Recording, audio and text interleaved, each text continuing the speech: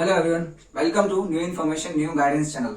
जैसे कि आप सभी जानते हैं कि इस चैनल के माध्यम से हम अलग अलग करियर और कोर्सेज के बारे में बात तो करते हैं, लेकिन साथ ही साथ कुछ जनरल गाइडेंस के टॉपिक्स को भी हम लेते हैं। बिल्कुल उसी श्रृंखला में आज हम बात करेंगे कि एक स्कूल में काउंसलर का क्या रोल होता है। लेकिन उससे पहले हम बात करेंगे कि स्टूडेंट की लाइफ में school as a support system कैसे काम करता है, counselor as a support system क्या क्या सर्विसेज बच्चों को दे सकता है, बच्चों के साथ साथ एक काउंसलर टीचर के साथ कैसे मिलकर काम करता है कि हम बच्चों की जो बेटरमेंट है उसको इंश्योर करें।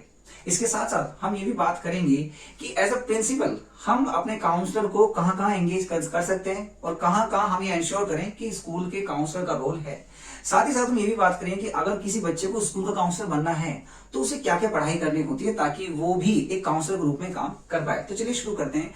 हम बात इस बात से शुरू करते हैं कि एक स्कूल और टीचर्स क्या क्या रूप में बच्चे को सपोर्ट करते हैं। तो देखिए, अगर हम यहाँ पर पॉइंट वाइज देखें तो एक स्कूल के तौर पर या टीचर्स के तौर पर हम बच्चों को हेल्प करते हैं कि वो एकेडमिकली ग्रो कर पाए, क्योंकि जो भी बच्चों ने पढ़ाई की है, जो भी उन्होंने पढ़ा है, जो भी एजुकेशन ली है, उससे वो नॉलेज ले, एजुकेशन ले, इसके साथ साथ उनकी क्रिटिकल थिंकिंग डेवलप हो और साथ ही डेवलप हो उनके अंदर कुछ स्किल्स, और साथ में वो सोशली भी डेवलप हो। अब सोशल डेवलपमेंट यहाँ पे इस प्रकार से आता है जब बच्चे अपने पीयर्स के साथ इंटरेक्ट करते हैं, टीचर्स के साथ इंटरेक्ट करते हैं और साथ ही साथ वो अलग अलग एक्टिविटीज में बाकी बच्चों के साथ या लोगों के साथ कोलैबोरेट करते हैं। इसके बाद में बात आती है इमोशनल डेवलपमेंट की। देखिए, इमोशनल डेवलपमेंट का यहाँ पे रोल ये है कि जब मान लीजिए कि मैंने सोचा है कि भाई पेपर में या किसी और चीज में मैं एक एक्सपेक्ट कर रहा हूं सक्सेस, तब मैं कैसे रिएक्ट करूंगा। लेकिन अगर मुझे सक्सेस नहीं मिली या डिजायर्ड आउटकम मुझे नहीं मिला, तब मेरे मन में किस प्रकार के थॉट आएंगे और मैं कैसे अपने आप को वहां पर बैलेंस करूंगा। ये इमोशनल डेवलपमेंट में हम अपने आप को ग्रो कराते हैं, कैसे मुझे ऐसे सिचुएशन में रिएक्ट करना है। साथ ही साथ एक चीज और आती है करियर डेवलपमेंट की। करियर डेवलपमेंट में हमारा स्कूल कैसे हमें हेल्प करता है, अलग अलग चीजों में एक्सपोजर दे करके, अलग अलग चीजों में इन्वॉल्व करके। जब हम पढ़ते हैं तो अलग अलग स्टोरीज कि भाई ये काम था, उस वो व्यक्ति ये पढ़ के ऐसा उस फील्ड में चला गया। तो ये आप देखते हैं कि होलिस्टिक डेवलपमेंट का रोल है। अब हम थोड़ा सा अगर आगे चलें तो हम बात करेंगे पहले कि काउंसलिंग के बारे में बात करने से पहले हमें समझना जरूरी है कि गाइडेंस क्या होती है। देखिए, जब आप अपने टीचर, पेरेंट्स, अपने फ्रेंड्स से बात कर रहे हैं और वो आपको ये गाइडेंस दे रहे हैं, ये भी गाइडेंस है। लेकिन एक प्रोफेशनल गाइडेंस है, उसका रोल ये है कि हम नीड बेस्ड, बच्चे की नीड क्या है उसे समझने के बाद उसे गाइडेंस दें। ठीक है, साथ ही साथ हम ये इंश्योर करें कि उस बच्चे के पास एक अप्रोप्रिएट, अप टू डेट और अप्रोप्रिएट इन्फॉर्मेशन जारी है। ठीक है, उसमें कोई भी हम अगर बच्चे ने कुछ पूछा है एक्स के बारे में तो मैं वाई इन्फॉर्मेशन नहीं दे रहा हूं, एक्स की एरिया में मुझे क्या क्या उसकी हेल्प करनी है, ये गाइडेंस है। और अगर मैं बात करूं काउंसलिंग की, तो काउंसलिंग कई लोग कहते हैं कि भाई हम भी काउंसलिंग करते हैं और किसी को समझा देना ही काउंसलिंग नहीं है। नहीं, ऐसा नहीं है। काउंसलिंग का मतलब ये है कि हम अपने क्लाइंट को इस प्रकार से एम्पावर कर पाए कि वो अपनी समस्याओं को खुद से सॉल्व करे। कई लोग कहते हैं कि भाई आप तो काउंसलर है तो बड़ी समस्याओं को आप लोगों की मतलब सॉल्व कर देते होंगे। देखिए, एज अ काउंसलर हमारा रोल ये है कि हम एक व्यक्ति की समस्या को सुने और हम उसे बताएं कि देखिए, इस प्रॉब्लम से बाहर निकलने का एक ऑप्शन ये है, ऑप्शन बी ये है और ऑप्शन सी है। अगर आप ऑप्शन ए को यूज करेंगे तो वहां पे अच्छी चीज ये होगी और कम अच्छी चीज ये होगी। दूसरा, अगर आप ऑप्शन बी लेते हैं तो वहां पे अच्छी चीज क्या होगी, क्या अच्छी चीज नहीं होगी।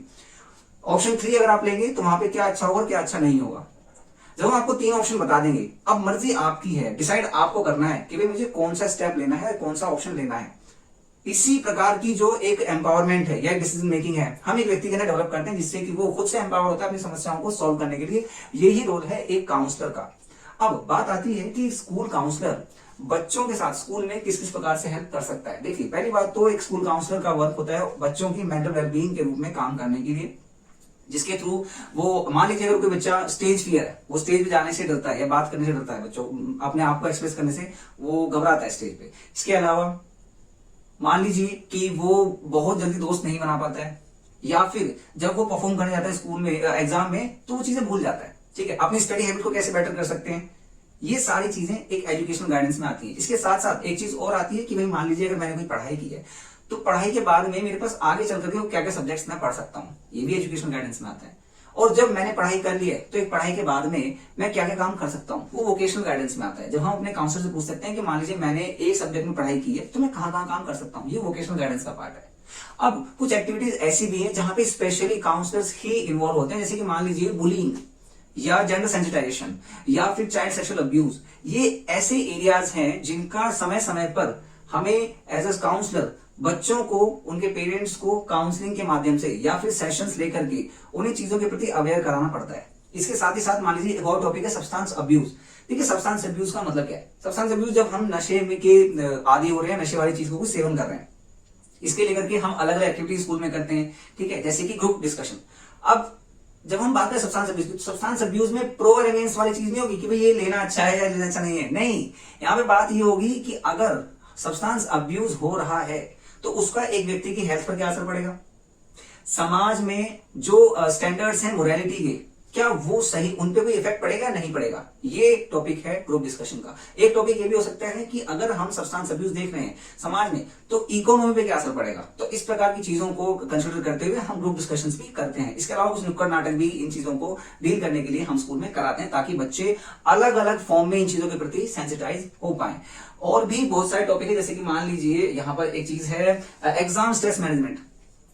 मान लीजिए आपके एग्जाम्स आ रहे हैं, तो एग्जाम में मुझे कैसे अपने आप की जो परफॉर्मेंस है उसे बेटर करना है, ठीक है। मान लीजिए मैं एग्जाम के लिए पढ़ तो रहा हूं पर मैं एग्जाम में भूल जाता हूं, या फिर मैं एग्जाम में टाइम मैनेज नहीं कर पाता। तो इस प्रकार की चीजें जो हैं वो कैसे हमें एग्जाम में परफॉर्म करने में बैरियर क्रिएट करती है, तो हम उसे कैसे डील कर पाए, इसके लिए भी हमारे जो स्कूल के काउंसलर्स हैं वो काम करते हैं। अब बात ये आती है कि जो हमारे स्कूल के टीचर्स हैं वो किस किस एरिया में एक काउंसलर से हेल्प ले सकते हैं। जैसे कि मान लीजिए टीचिंग एंड लर्निंग एक प्रोसेस है, तो इस प्रोसेस को हम और बेटर कैसे कर सकते हैं, बच्चों की हेल्प कैसे कर सकते हैं, यहाँ पर हम काउंसलर के साथ मिलकर काम कर सकते हैं। एक चीज और, मान लीजिए कि मैं चाहता हूँ कि मेरी क्लास में कुछ बच्चे हैं जो पढ़ाई में कर तो अच्छा सकते हैं बट कर नहीं पा रहे, तो उनकी क्या नीड्स हैं इसको आइडेंटिफाई करना। या फिर क्लासरूम बिहेवियर, क्लासरूम बिहेवियर में सिर्फ ये नहीं है कि बच्चे भी शांति से नहीं बैठ रहे हैं या फिर वो आराम से मेरी बातें सुन रहे हैं, नहीं, यहाँ पे एक चीज और भी आएगी कि मैंने जो होमवर्क दिया है बच्चों को, क्या सभी बच्चे वहां पे अपना ध्यान लगाकर कर पा रहे हैं, या फिर जब हम सवाल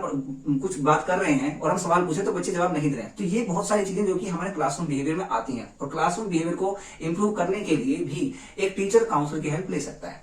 अब हम थोड़ा सा आगे चलते हैं कि एज अ प्रिंसिपल हम क्या इंश्योर कर सकते हैं कि भाई जो काउंसलर है, काउंसलर क्या काम करता है या क्या क्या हम उसकी एंगेजमेंट इंश्योर कर सकते हैं काउंसलर की। तो यहाँ पे 3 चीजें हैं, time, space and work. As a principal मुझे ये इंश्योर करना है कि क्या मेरे काउंसलर के पास प्रॉपर टाइम है कि वो सभी बच्चों की जो नीड्स है उसको फुलफिल कर पाए, उन्हें काउंसलिंग कर पाए, क्या मैं उन्हें प्रॉपर टाइम दे हम एज अ प्रिंसिपल अपने काउंसलर को प्रॉपर टाइम दे रहे हैं। दूसरा स्पेस, क्या हमारे स्कूल में ऐसा स्पेस अवेलेबल है जहां पे कि बच्चे काउंसलर के साथ अकेले में बात कर पाए। अब आप सोच रहे हैं अकेले में क्यों, क्योंकि एक चीज होती है कॉन्फिडेंशियलिटी। एज अ स्टूडेंट मैं चाहता हूं कि मेरी अगर कोई बात कोई सुन रहा है तो आपको कोई जज ना करे कि भाई ये नहीं कर पाएगा या कर पाएगा। तो ऐसे में अगर एक ग्रुप वहां पे बैठा हुआ है, group of individual, group of teachers, हो सकता है कि वहां पे कुछ जजमेंट आ जाए। तो इसीलिए ये बहुत जरूरी है एज अ प्रिंसिपल हम ये इंश्योर कर पाए कि क्या मेरे स्कूल में एक स्पेस मेरे काउंसलर के पास है कि नहीं है, जिससे कि हमें प्रॉपर काउंसलिंग उन बच्चों को दे पाए। तीसरी चीज आ रही है वर्क रिकॉर्ड्स, ठीक है।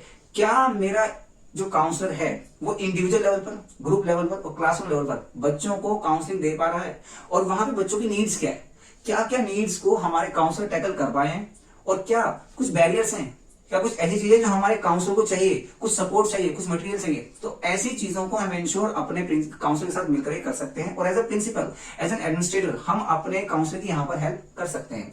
अब बात यहाँ पर आती है कि मान लीजिए अगर किसी बच्चे को काउंसलर बनना है तो उसे क्या पढ़ाई करनी चाहिए। ठीक है, सबसे पहले जरूरी बात यह है कि आप ग्रेजुएशन में साइकोलॉजी पढ़ें, ठीक है। ग्रेजुएशन में अप्लाइड साइकोलॉजी, साइकोलॉजी नर्स आप कर सकते हैं, फिर बीए प्रोग्राम या बीएससी प्रोग्राम में अगर आपको साइकोलॉजी एज अ सब्जेक्ट मिल रहा है तो उसे आप पढ़ सकते हैं। मान लीजिए आपने ग्रेजुएशन में फॉर एग्जांपल आपने नहीं पढ़ी है साइकोलॉजी, तो आपको मास्टर्स में यानी पोस्ट ग्रेजुएशन में तो साइकोलॉजी पढ़नी ही चाहिए या पढ़नी ही पड़ेगी। उसके बाद ही आप एक काउंसलर या फिर काउंसलिंग साइकोलॉजिस्ट बन पाएंगे। इसके बाद में कुछ हमारे ऐसे डिप्लोमा कोर्सेज होते हैं जो कि स्पेशली या स्पेसिफिकली स्कूल गाइडेंस या स्कूल काउंसलिंग प्रोग्राम के लिए डिजाइन किए जाते हैं। जैसे कि एनसीईआरटी इस बारे में एक बहुत ही अच्छा कोर्स कराता है, जिससे कि आप खुद को एज अ स्कूल काउंसलर बहुत अच्छे से ग्रो कर पाए और डेवलप कर पाए। तो ये कुछ बातें थी इस वीडियो के माध्यम से जो मैं चाहता था कि आपको समझ में आए कि हमारे स्कूल में काउंसलर का क्या रोल है। अगर आपको वीडियो पसंद आए तो आप इसे लाइक करें और आप इसे अपने बच्चों के साथ, अपने स्कूल के हर बच्चे के साथ शेयर करें ताकि वो भी इसे समझ पाए। और अगर आप इस चैनल पर नए हैं तो आप इसे सब्सक्राइब करें ताकि आपको इस प्रकार की वीडियो मिलते हैं। Thank you so much, bye.